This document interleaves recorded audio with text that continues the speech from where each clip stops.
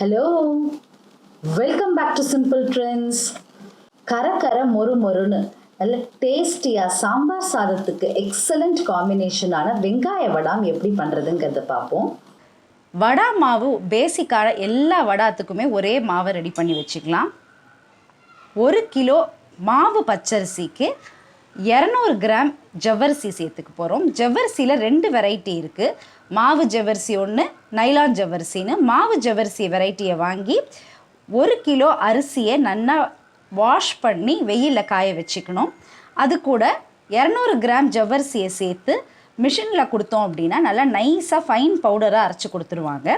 இந்த வடா நம்ம அச்சில் போட்டு பண்ண மாட்டோம், ஸோ அதனால் சலிச்சிக்க வேண்டாம். மீதி வடாத்துக்கெலாம் சலிச்சு எடுத்துட்டோம் அப்படின்னா அச்சில் போட்டு புழியும் பொழுது எங்கேயும் அடைச்சிக்காது. இன்றைக்கி நான் 450 கிராம் அளவுக்கு வடா மாவு எடுத்து வச்சுருக்கேன். இந்த டம்ளரால் 3 கப்பு அளவு எடுத்திருக்கேன். உங்களுக்கு எந்த அளவுக்கு தேவையோ அந்த அளவு எடுத்துக்கலாம். 350 கிராம் சின்ன வெங்காயம் உரித்து எடுத்து வச்சுருக்கேன். இந்த வடாத்துக்கு சின்ன வெங்காயம் தான் நல்லா டேஸ்டியாக இருக்கும். 5 பச்சை மிளகாய் எடுத்திருக்கேன். 5 பச்சை மிளகாய்க்கு மேலே தேவை இருக்காது, ஏன்னா அது ரொம்ப காரம் தாங்காது. வடா குழந்தைங்களுக்கு கொடுக்கும்போது காரம் கம்மியாக இருந்தாலும் பரவாயில்லை. தேவையான அளவு உப்பு, கல் உப்பு தான் வடா வத்தல்லாம் போடும்பொழுது ஒரு நல்ல ப்ரிசர்வேட்டிவாக இருக்கும். ப்ராசஸ்டு தூள் உப்பை விட கல் உப்பு சேர்த்துக்கிறது நல்லது. ஒரே ஒரு எலுமிச்சம்பழம் போதும், ரொம்ப புளிப்பு இந்த வடாத்துக்கு தேவையாக இருக்காது. நம்ம தோல் உரித்து வச்சுருக்கிற சின்ன வெங்காயத்தை நல்லா ஃபைனாக சாப் பண்ணிக்கலாம். கத்தியை வச்சு வெட்டுறதை விட இந்த மாதிரி சாப்பர் பிளெண்டரில் போட்டு நறுக்கும் பொழுது ரொம்ப ஈஸியாக ஆகிடும். ஒரு 2 பல்ஸ் பண்ணோன்னா எல்லா வெங்காயத்தையும் ஃபைனாக சாப் பண்ணிடலாம். நீங்கள் சின்ன வெங்காயத்துக்கு பதிலாக வெள்ளை வெங்காயம் கூட யூஸ் பண்ணலாம். வெள்ளை வெங்காயம் யூஸ் பண்ணும்பொழுது வடை இன்னும் நல்லா ஒயிட்டாக இருக்கும். சின்ன வெங்காயம் யூஸ் பண்ணும்போது கொஞ்சம் டார்க் கலரில் வரும் பொரிச்சதுக்கப்புறம். இப்போ 1 கப் அளவு தண்ணியை சேர்த்து இந்த மாவை கரைச்சிப்போம். மாவை கரைச்சி எடுத்து வச்சிட்டோம் அப்படின்னா லம்ப்ஸ் எதுவும் வராது, அதனால தான் இதை கரைச்சிக்க போகிறோம். பச்சை மிளகாயை நல்லா பேஸ்ட்டாக அரைச்சாச்சு. வெங்காயமும் ஃபைனாக சாப் பண்ணியாச்சு. இந்த 3 கப்பு மாவுக்கு எனக்கு 5 கப்பு அளவுக்கு தண்ணி தேவையாக இருந்தது இந்த மாதிரி இதை பேஸ்ட் ஆக்கிறதுக்கு.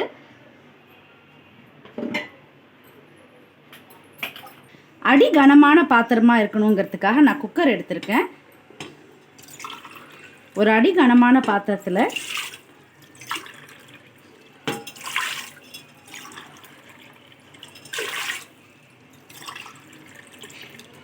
மூணு கப்பு அளவு தண்ணியை சேர்த்தாச்சு. 1 கப் அளவு மெஷர் பண்ணி எடுத்து வச்சுருக்கேன் அந்த பச்சை மிளகா பேஸ்ட்டை சேர்க்கறதுக்கு. அடுப்பை ஸ்விட்ச் ஆன் பண்ணிவிட்டு நம்ம அரைச்சி வச்சுருக்கிற பச்சை மிளகா பேஸ்ட்டை இதில் சேர்த்துப்போம். பாதி அளவு உப்பு சேர்த்து நம்ம பச்சை மிளகா வரைச்சோம் இல்லையா, அதை இதில் சேர்த்துக்கலாம். கொஞ்சமாக தண்ணி சேர்த்துக்க போகிறேன். நான் எடுத்து வச்சுருக்கிற இன்னும் 1 கிளாஸ் தண்ணியை இதுக்கு சேர்த்து இந்த பச்சை மிளகா பேஸ்ட்டை ஃபுல்லாக இதில் சேர்த்துடலாம்.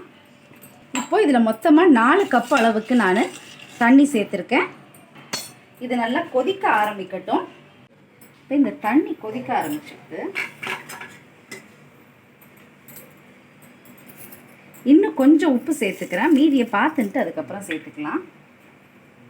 தண்ணி கொதிக்க ஆரம்பிக்கும் பொழுது நம்ம நறுக்கி வச்சிருக்கிற வெங்காயத்தையும் இதில் சேர்த்துக்கலாம். இந்த ஸ்டேஜில் வெங்காயத்தை சேர்க்கும் பொழுது நல்லா அதோட ஃப்ளேவர் இதில் இறங்கும். நம்ம லாஸ்ட்டில் கூட வெங்காயம் சேர்த்துக்கலாம். லாஸ்ட்டில் வெங்காயத்தை சேர்க்கும் போது அது அந்த அளவுக்கு குக் ஆகாது, சீக்கிரமாக பூச்சி வரத்துக்கான சான்சஸ் இருக்குது. பட் இந்த மாதிரி வெங்காயத்தை ஆரம்பத்திலேயே சேர்த்துட்டோம் அப்படின்னா அந்த ஃப்ளேவர் மட்டும் இல்லை, பூச்சி வராமல் இருக்கிறதுக்கும் இது ரொம்ப ஹெல்ப்ஃபுல்லாக இருக்கும். இந்த சைடில் நான் கொஞ்சம் வெந்நீர் ரெடி பண்ணி வச்சுருக்கேன். இதை நம்ம கிளறும் போது இன்கேஸ் பத்தலை அப்படின்னா கொஞ்சம் ஹாட் வாட்டர் சேர்த்துக்கிறதுக்காக. தண்ணி நல்லா கொதிக்க ஆரம்பிச்சதுக்கு அப்புறமா நம்ம பேஸ்ட் ஆக்கி வச்சிருக்கிற வடா மாவை இதில் சேர்த்து கைவிடாமல் கிளறணும். ஃப்ளேம் லோ டு மீடியமில் தான் இருக்கணும். ஹை ஃப்ளேமில் இருந்தால் இது சீக்கிரம் அடி பிடிச்சிடும். அடி பிடிச்சதுன்னா நம்மளால் கிள்ளி வடாமா வைக்கவும் முடியாது. பொரியும் பொழுது ஒரு மாதிரி பர்ன்ட் டேஸ்ட் வரும். அரிசி ஜவ்வரிசி எல்லாம் சேர்த்துருக்கிறதுனால இது சீக்கிரமாக கெட்டியாக ஆரம்பிச்சிடும். அதனால பக்கத்துல இருந்து இதை கைவிடாமல் நம்ம கிளறணும். குக்கிங் டைம் நீங்கள் எடுத்து வச்சிருக்கிற மாவோட அளவை பொறுத்து சேஞ்ச் ஆகும். இன்னைக்கு நான் எடுத்து வச்சிருக்கிற அளவுக்கு எனக்கு ஒரு 15 நிமிஷம் ஆயிருக்கு.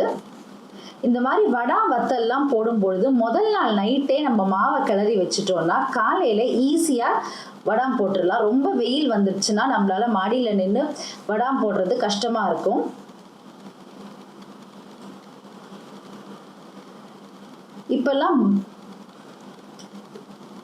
இப்பெல்லாம் மார்ச் ஏப்ரல் மட்டும் இல்லாமல் சம்மர் கொஞ்சம் எக்ஸ்டெண்டடாக இருக்கிறதுனால ஏதாவது ஒரு வீக்கெண்ட் இந்த வேலையை நம்ம பண்ணிக்கிட்டோம்னா நமக்கு வருஷத்துக்கு தேவையான வடாத்தை அப்பப்போ ஃப்ரெஷ்ஷாக கூட பண்ணிக்கலாம்.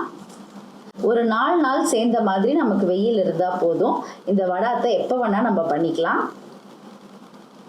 நல்ல திக்கான ஃப்ளோயிங் கன்சிஸ்டன்சிக்கு வந்ததுக்கு அப்புறமா அடுப்பை ஆஃப் பண்ணிட்டு இதை அப்படியே க்ளோஸ் பண்ணி வச்சிடலாம். நெக்ஸ்ட் டே மார்னிங் இது நல்லா ஆறி இருக்கும். அந்த டைமில் ஒரு எலும்பிச்சம்பழத்தோடைய சாறை இதில் சேர்த்து நல்லா மிக்ஸ் பண்ணிவிட்டு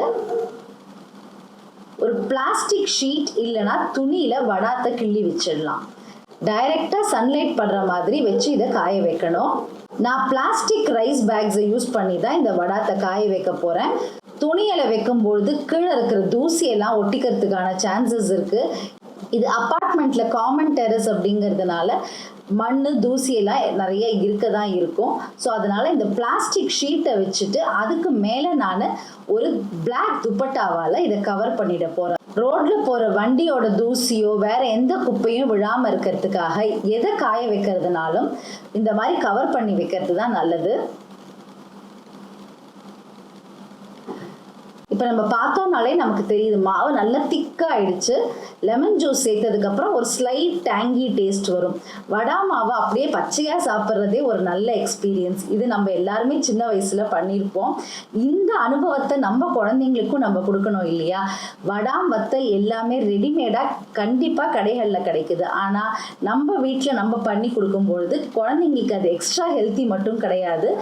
இந்த மாதிரியான சின்ன சின்ன சந்தோஷங்களை அவங்களும் அனுபவிக்கலாம்.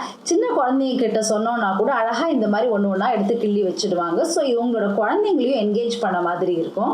சாதாரணமா காக்கா, அணில் இதோட தொல்லையெல்லாம் இல்லாம இருக்கிறதுக்காக ஒரு கருப்பு கொடையோ இல்லைன்னா கருப்பு துணியவோ தொங்க வச்சிருப்பாங்க வடாம் காய வைக்கும் பொழுது. இந்த கருப்பு துப்பட்டா அதுக்கு பதிலாக தான் நான் யூஸ் பண்ணியிருக்கேன். எதை காய வைக்கிறதுனாலும் இந்த மாதிரி கருப்பு துப்பட்டாவை போட்டு நம்ம காய வைக்கும் போது வெயிலும் நல்லா அது வழியா படுது. அதே சமயத்துல குப்பை தூசி எதுவும் விழறதில்லை. ஒரு 1 டே காஞ்சதுக்குள்ளேயே நமக்கு நல்லா இந்த வடாலாம் அந்த ஷீட்டை விட்டு உதிர்ந்து வர ஆரம்பிச்சிடுச்சு. இப்போ நீங்கள் பார்க்குற வடா நல்லா காஞ்சிருச்சு. ஒரு 4 to 5 days இதை வெயிலில் வச்சதுல நல்லா காஞ்சதுக்கு அப்புறமா இது பொரிச்சு சாப்பிட்றதுக்கு ரெடி. எண்ணெயை காய வச்சு நம்ம வீட்டில் பண்ண டேஸ்டியான வெங்காய வடாத்தை பொரிச்சு ஒரு சாம்பார் சாதத்தோடு வச்சு சாப்பிட்டோன்னா அவ்வளோ பிரமாதமாக இருக்கும். நீங்களும் ட்ரை பண்ணி பாருங்கள். இன்னும் ஒரு நல்ல ரெசிபியில் உங்களை சந்திக்கிறேன். அது வரைக்கும் பாய்.